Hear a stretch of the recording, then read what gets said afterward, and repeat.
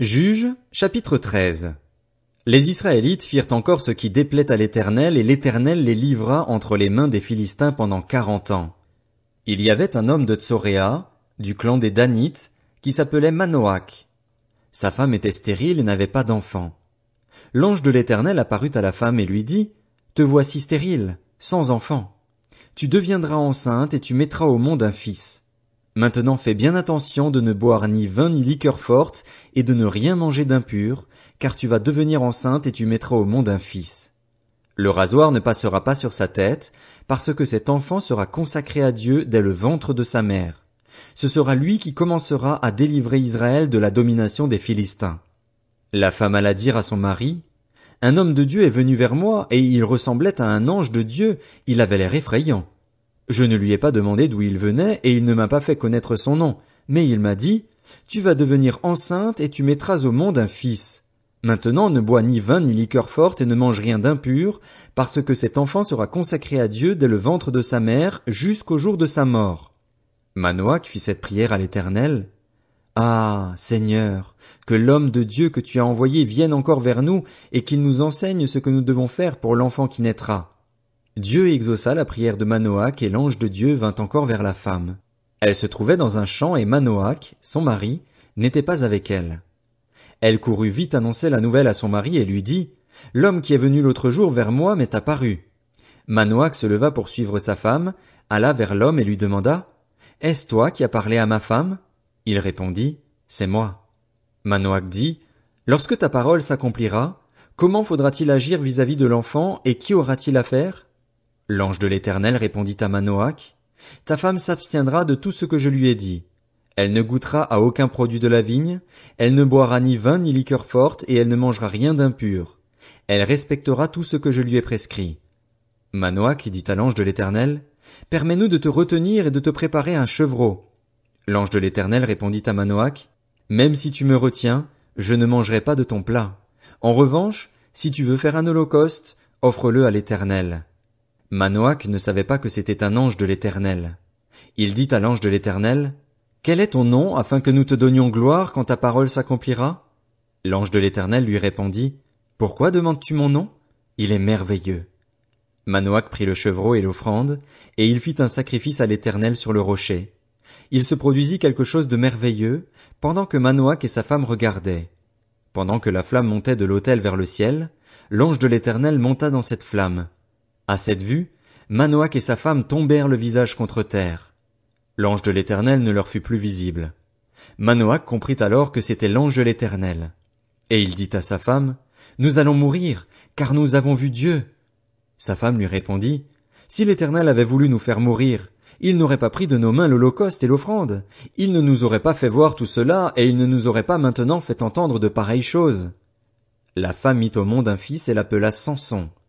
L'enfant grandit et l'Éternel le bénit. L'esprit de l'Éternel commença à le pousser à l'action à Machanédan, entre Tsoréa et Eshtaol. Juges, chapitre 14. Samson descendit à Timna, et il y vit une jeune fille philistine. À son retour chez lui, il annonça à son père et à sa mère, « J'ai vu une jeune fille philistine à Timna, prenez-la maintenant pour ma femme. » Son père et sa mère lui dirent, « N'y a-t-il donc pas de femme dans notre tribu et dans notre peuple tout entier, pour que tu ailles prendre une femme chez les Philistins, ces incirconcis? » Samson répéta à son père, « Prends-la pour moi, car elle me plaît. » Son père et sa mère ne savaient pas que cela venait de l'Éternel. Samson cherchait en effet une occasion de dispute avec les Philistins. À cette époque-là, les Philistins dominaient sur Israël. Samson descendit avec son père et sa mère à Timna. Lorsqu'ils arrivèrent aux vignes de Timna, un jeune lion rugissant vint à sa rencontre.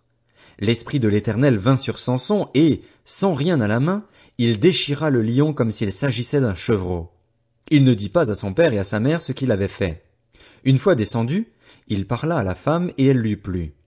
Quelque temps après, il se rendit de nouveau à Timna pour l'épouser et il fit un détour pour voir le cadavre du lion. Il constata qu'il y avait un essaim d'abeilles et du miel dans le corps du lion. Il prit le miel dans ses mains et en mangea pendant la route. Arrivé près de son père et de sa mère, il leur en donna et ils en mangèrent. Mais il ne leur dit pas qu'il avait pris ce miel dans le corps du lion. Le père de Samson descendit chez la femme et là, Samson fit un festin, car c'était la coutume chez les jeunes hommes. Dès qu'on le vit, on invita 30 compagnons qui restèrent avec lui. Samson leur dit, « Je vais vous proposer une énigme. Si vous réussissez à m'en donner l'explication au cours des 7 jours du festin, si vous la découvrez, je vous donnerai 30 chemises et 30 vêtements de rechange. Mais si vous ne pouvez pas m'en donner l'explication, ce sera vous qui me donnerez 30 chemises et 30 vêtements de rechange. » Ils lui dirent, « Propose ton énigme, et nous l'écouterons. » Et il leur dit, « De celui qui mange est sorti ce qui se mange, et du fort est sorti le doux. » Pendant 3 jours, ils ne purent expliquer l'énigme.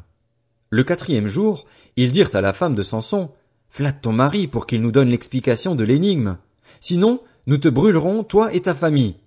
C'est pour nous dépouiller que vous nous avez invités, n'est-ce pas? » La femme de Samson se mit à pleurer auprès de lui et à dire, « Tu n'as pour moi que de la haine, tu ne m'aimes pas. Tu as proposé une énigme aux membres de mon peuple et tu ne me l'as pas expliquée. » Il lui répondait, « Je ne l'ai expliquée ni à mon père ni à ma mère. Est-ce à toi que je l'expliquerai? » Elle pleura auprès de lui jusqu'à la fin des 7 jours que dura leur festin. Le 7e jour, il la lui expliqua, car elle le harcelait. Elle donna alors l'explication de l'énigme aux membres de son peuple.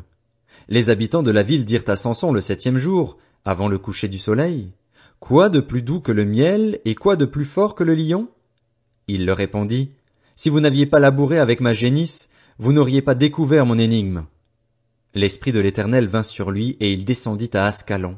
Il y tua 30 hommes, prit leurs affaires et donna les vêtements de rechange à ceux qui avaient donné l'explication de l'énigme.